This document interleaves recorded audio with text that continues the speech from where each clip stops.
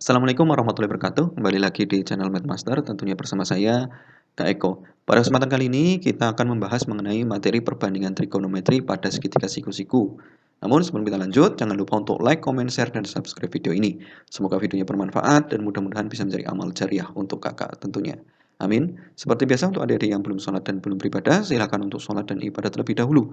Karena sholat dan ibadah merupakan hal yang paling utama. Kalau sudah, good, kita langsung saja lanjut ke materi perbandingan trigonometri pada segitiga siku-siku. Materi penerapan trigonometri pada segitiga siku-siku itu biasanya bisa kita terapkan juga dalam kehidupan sehari-hari. Contohnya dalam kasus mengukur atau menaksir tinggi pohon dan tinggi gedung. Nah, untuk menaksir tinggi pohon dan tinggi gedung itu kita tidak perlu repot-repot mengukur dari panjang bawah ya atau titik bawah sampai titik atasnya kita ukur benar-benar ya. Kalau tinggi pohon mungkin masih bisa kita ukur benar-benar ya. Tapi kalau tinggi gedung yang misal 100 lantai kalian mau mengukurnya gimana? Nah, itu. Nah, itu kan kalau pakai meteran pun itu meterannya panjangnya berapa kan nggak nyampe ya. Jadi untuk mengukur tinggi pohon dan tinggi gedung itu bisa menggunakan penaksiran ya dengan menggunakan konsep trigonometri. Ya, nanti akan kita bahas di materi kali ini. Ini contoh penerapannya ya. Oke, nah untuk materi prasyaratnya sebelum kalian belajar mengenai perbandingan trigonometri pada segitiga siku-siku, kalian harus menguasai terlebih dahulu mengenai teorema Pitagoras. Teorema Pitagoras ini kan sudah kalian pelajari di SMP ya. Bahwasanya eh, panjang dari sisi miring kuadrat, ya teorema Pitagoras itu sisi miring kuadrat itu sama dengan jumlah kuadrat dari dua sisi yang lain. Nah, berarti sisi kuadrat kan R ini, ya segitiga siku-siku, siku-siku di C, ya dengan panjang sisi miringnya AB, ya AB-nya kita misalkan dengan R ya sisi miringnya, itu akan sama dengan ya akar dari X kuadrat ditambah Y kuadrat. Ya, ingat-ingat ya. Ya, berarti kalau misal mau mencari X-nya, ya gampang, X-nya itu sama dengan akar miring kuadrat, ya R kuadrat dikurangi Y kuadrat. Kalau mau cari Y, ya sama dengan akar miring kuadrat R kuadrat min X kuadrat. Gitu, ya. Nah, untuk lebih jelasnya kita masuk ke contoh soal, ya, untuk lebih memahami mengenai teorema Pitagoras. Diketahui segitiga ABC siku-siku di B, panjang AB sama dengan 3, BC sama dengan 4. Tentukan panjang AC. Nah, sini. Gambarnya seperti ini segitiga siku-sikunya. Siku-siku di B. Oh, berarti di B siku-siku. Panjang AB 3, BC 4, BC 4. Nah, berarti AC bisa kita cari ya. Kalau kalian yang sudah hafal bilangan triple Pitagoras, langsung dengan menutup mata pun udah ketemu hasilnya itu 345 ya. Bilangan triple Pitagoras 345 ya, itu pasti. Tapi kalau mau pakai teorema Pitagoras pun bisa. Ini AC yang kita cari AC-nya. Berarti pakai Pitagoras, AC sama dengan AB kuadrat ya ditambah BC kuadrat kemudian di akar gitu ya. AB kuadratnya berapa? 3. Berarti 3 kuadrat plus BC kuadratnya 4. 4 kuadrat. Nah, akar dari 3 kuadrat tambah 4 kuadrat. 3 kuadrat itu 9, 4 kuadrat itu 16 ya. Berarti akar 9 tambah 16 sama dengan akar 25. Akar 25 5 ya. Jadi betul ini. Seperti itu. Ah, dia udah paham lah ya. Ini intermezzo saja.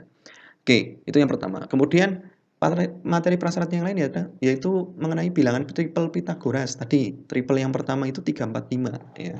Ini ingat-ingat untuk bilangan triple Pitagoras itu yang atas saja ini 345, 5 12 13, 7 24 25, 8 15 17 itu ya. Kemudian yang ke bawahnya itu kelipatannya. Nah, misal ini 1 ya, 2. Berarti dari tipe yang pertama, berarti 3 kali 2 6, 4 kali 2 8, 5 kali 2 10. Berarti tipe dari yang pertama itu kombinasinya bisa 3 4 5, bisa 6 8 10. Kalau kalikan 3 berarti 3 kali 3 9, 4 kali 3 12, 5 kali 3 15 ya. 9 12 15.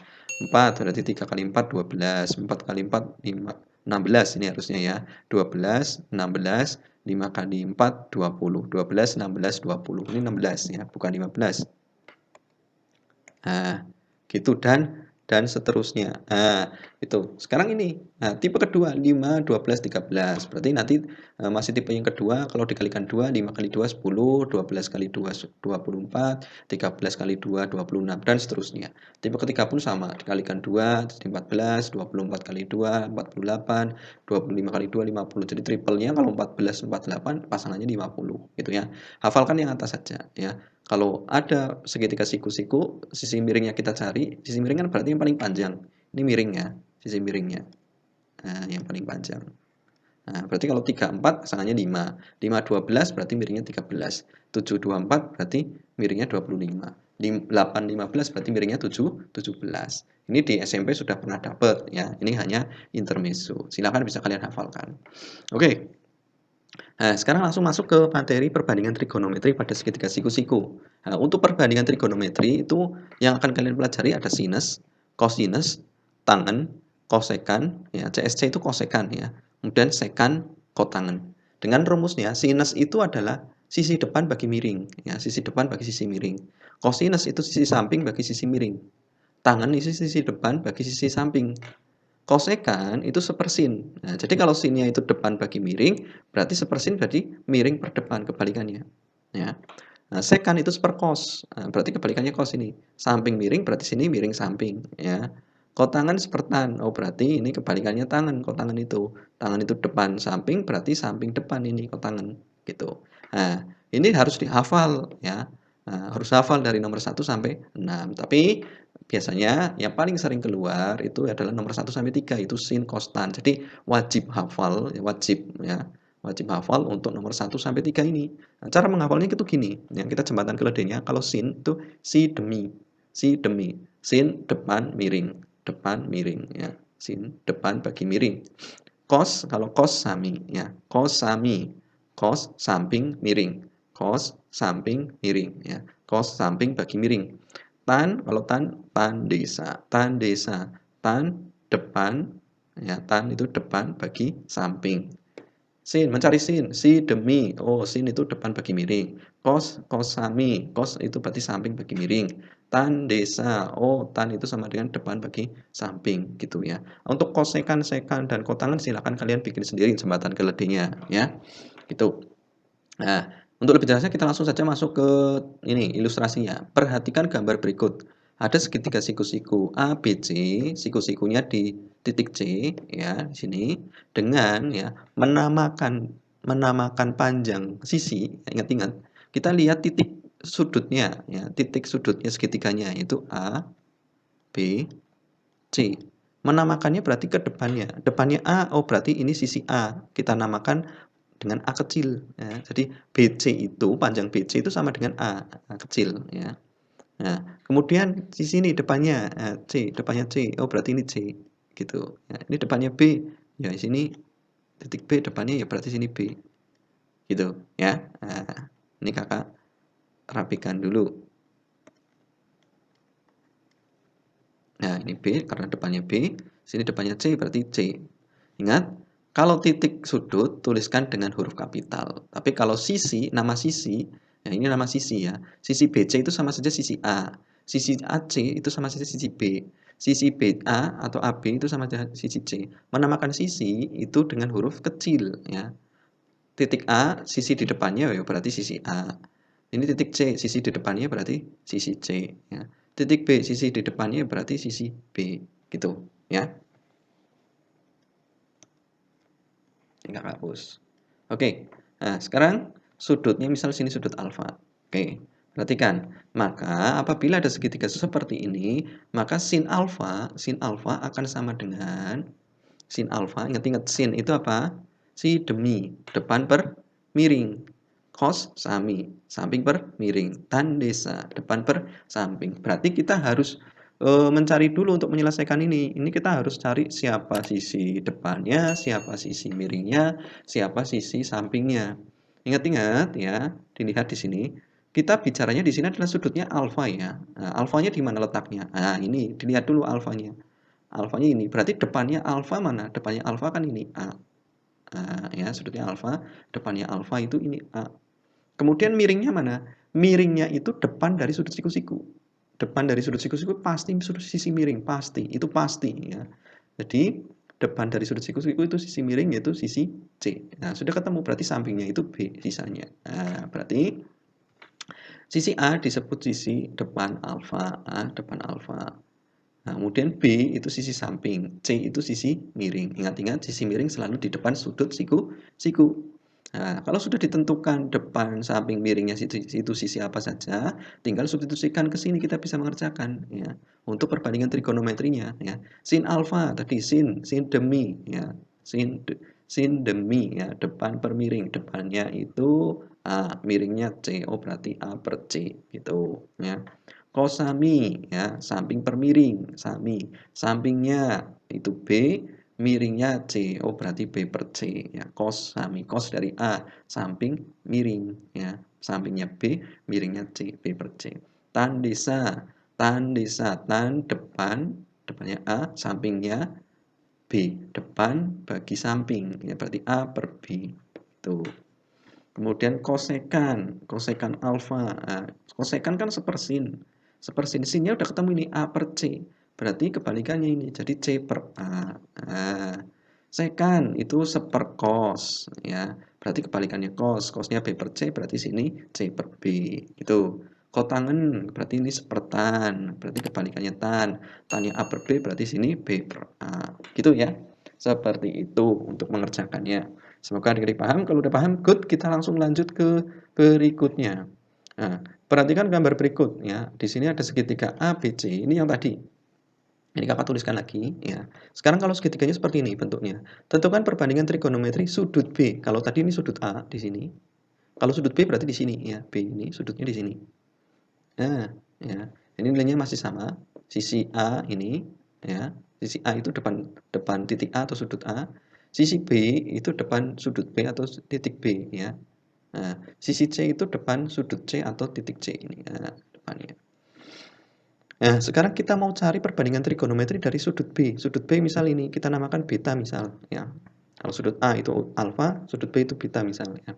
Berarti perbandingan trigonometri itu sin beta ya. Kita tentukan dulu sisi depannya mana, sampingnya mana, miringnya mana.